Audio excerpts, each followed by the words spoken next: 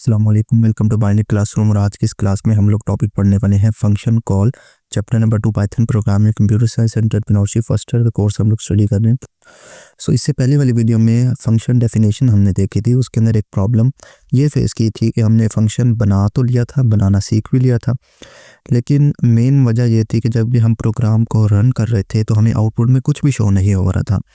तो उसी चीज़ को सॉल्व करने के लिए हमारे पास आज का टॉपिक है फंक्शन कॉल का।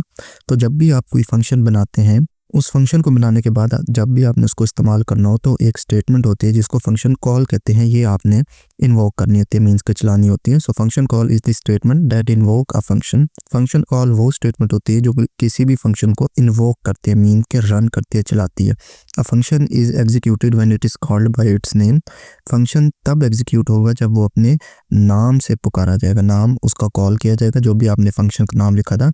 लास्ट वीडियो में जिस तरह हमने शो नेम से एक फंक्शन बनाया था, तो जब शो के नेम से आप कॉल करेंगे फंक्शन को तभी वो फंक्शन एग्जीक्यूट होगा, अदरवाइज नहीं होगा। The function name is followed by the necessary argument in the parenthesis. Function के नाम के अंदर आप कुछ आर्गूमेंट्स दे सकते हैं, जिस तरह फंक्शन डेफिनेशन के अंदर उसके स्मॉल ब्रैकेट्स के अंदर जब मैंने आपको दिखाया था सिंटैक्स ये वाला, कि इस सिंटैक्स के ब्रैकेट्स के अंदर आप पैरामीटर्स देते थे फंक्शन कॉल के अंदर, तो फंक्शन डेफिनेशन के अंदर, तो फंक्शन कॉल के अंदर आप यहाँ पर आर्गुमेंट देंगे, ठीक है।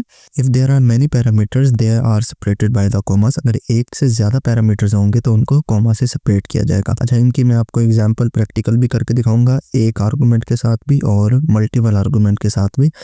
सबसे पहले ये थ्योरी पढ़ लेते हैं, फिर प्रैक्टिकल की तरफ बढ़ते हैं। सो कौन कौन से स्टेप होते हैं जब भी आप किसी फंक्शन को कॉल करते हैं। So the control move to the function that is called. सबसे पहले जो जहाँ पर भी आपका कंट्रोल होगा, कंट्रोल मीन जिस लाइन के ऊपर आप इस वक्त करंटली एग्जीक्यूट करने होंगे, वो लाइन वहाँ से मूव करके उस फंक्शन के पास चले। All statement in the function वो डी आर एग्जीक्यूटेड। जब फंक्शन के पास कंट्रोल पहुंच जाएगा तो उस फंक्शन के अंदर जितना भी लाइन ऑफ कोड्स लिखा होगा वो सारा का सारा एग्जीक्यूट होगा। और एग्जीक्यूट होने के बाद नेक्स्ट स्टेप क्या होगा, the control return back to the calling function. और जो भी फंक्शन की बॉडी होगी वहाँ से कंट्रोल निकल कर उसी लाइन पर आ जाएगा जिस लाइन पर पहले। ये इसकी एग्जांपल है। ये डेफिनेशन वाली तो हमने कल तक के लेक्चर में देख ली थी, लास्ट वीडियो में। और ये वाले जो नीचे आपको नज़र आ रहे हैं ये होते हैं बेसिकली फंक्शन कॉल के, जहाँ पर आप सेम नेम से, जैसे यहाँ शो लिखा हुआ है तो यहाँ पर भी आपने शो के नेम से ही फंक्शन का नाम लिखा और वो ऑटोमेटिकली कॉल हो गया। सो ये हमारे पास लास्ट वीडियो वाला प्रोग्राम है। अब इसके अंदर अगर मैं आपको ये वाली लाइन लिख कर दिखाऊं, जो भी मेरा फंक्शन का नाम था शो, मैंने वो लिखा और जैसे इसको रन किया तो यहाँ पर देखिए मुझे आउटपुट तो शो होना शुरू हो गई है। अब वहाँ पर जो हमने लाइन देखी थी कि पैरामीटर्स क्या होते हैं और आर्गुमेंट क्या होते हैं, तो यहाँ पर जो चीज़ होती है वो पैरामीटर्स होते हैं जो कि फंक्शन डेफिनेशन के अंदर मौजूद है। और अगर यहाँ पर जहाँ पर फंक्शन कॉल हो रहा है तो इसके अंदर मैं कुछ लिखूंगा तो ये आर्गुमेंट्स होंगे। अब इनके भी प्रैक्टिकल एग्जांपल देख लेते हैं किस तरह से ये काम करते हैं। तो मैं एक सम नेम से फंक्शन बनाता हूँ, यानी कि दो नंबर्स को ऐड ही करना है और इसके अंदर मैं देखें पैरामीटर्स दे रहा हूँ दो, ए और बी, ठीक है।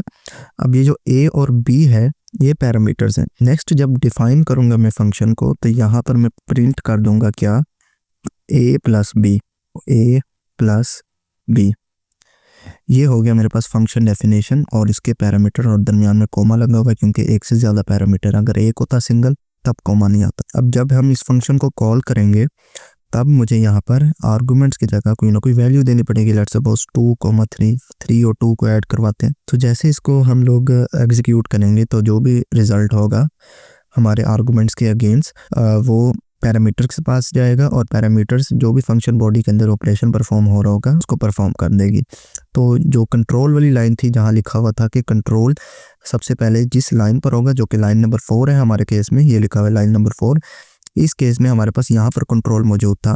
तो जैसे उसने ये लाइन एग्जीक्यूट की उसने देखा कि यहाँ पर एक फंक्शन है, तो वह फ़ौरन से इस फंक्शन के पास गया, यानी कि लाइन नंबर 1 के पास गया और पहले चेक किया कि क्या वाकई ये दो आर्गुमेंट एक्सेप्ट करने के काबिल है या नहीं, जो हमने उसको यहाँ पे पास किए थे। तो वो अपने पैरामीटर से मैच करेगा कि यस दो मैं पैरामीटर एक्सेप्ट कर सकता हूँ, वो दोनों पैरामीटर इसकी जगह रिप्लेस हो जाएंगे। मींस के 2 और 3 जो है ना वो एट द एंड आके इस ए और बी की जगह रिप्लेस होगा, यानी कि ए की जगह 2 आ जाएगा और बी की जगह 3 आ जाएगा, ठीक है।